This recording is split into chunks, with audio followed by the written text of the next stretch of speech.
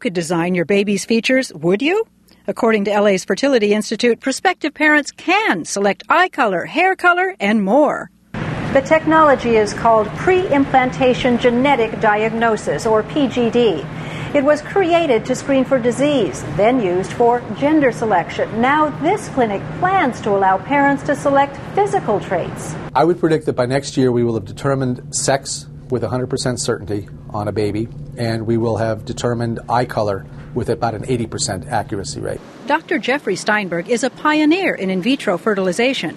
I think it's very important that we not bury our heads in the sand and pretend that these advances aren't happening. Kirsten and Matt Landon used his clinic to select the sex of their daughter. Choosing other genetic traits intrigues them. I would have considered trait selection as an option, but not necessarily have gone with it. A recent U.S. survey suggests most people support the notion of building a better baby when it comes to eliminating serious diseases. But Dr. Steinberg says using technology for cosmetic reasons shouldn't scare people away. Of course, once I've got this science, am I not to provide this to my patients? I'm a physician. I want to provide everything science gives me to my patients. You've come a long way, baby. Hattie Kaufman, CBS News, Los Angeles. But is that a good thing? Joining us from Philadelphia, Dr. Arthur Kaplan, director of the Center for Bioethics at the University of Pennsylvania. Good morning, Dr. Kaplan. Good morning, Meg. Let me quote Dr. Steinberg. He just said that he predicts we will have determined sex with 100% accuracy and eye color with 80% accuracy in the next year. Does that give you pause at all?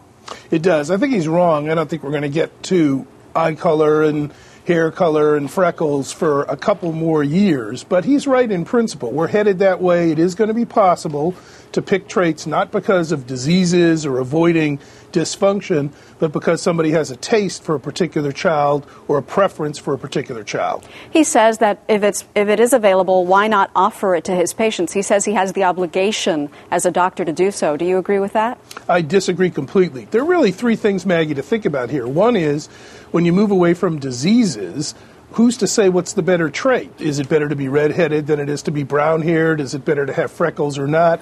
Those sorts of things, I think, are very subjective and in some ways driven by our culture.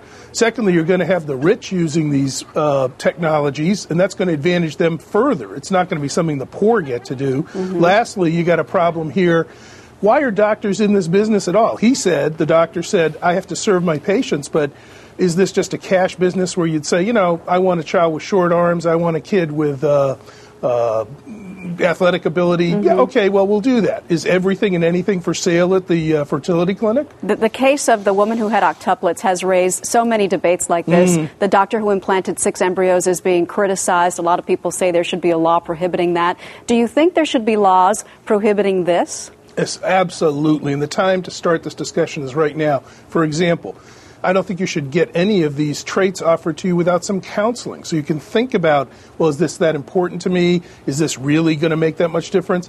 You don't want to saddle children with false expectations. The parents pick a kid to be smart. The kid doesn't succeed. Now they're mad because they spent a lot of money to do this. They don't get what they want. We need more oversight of this industry. And I think this is going to turn out to be one of the biggest issues in the next 10, 15 years, the extent to which we design our babies and who's going to be able to call the shots, if you will, on whether the technology gets used to do it. We shall see. Dr. Arthur Kaplan, thanks for your time this morning.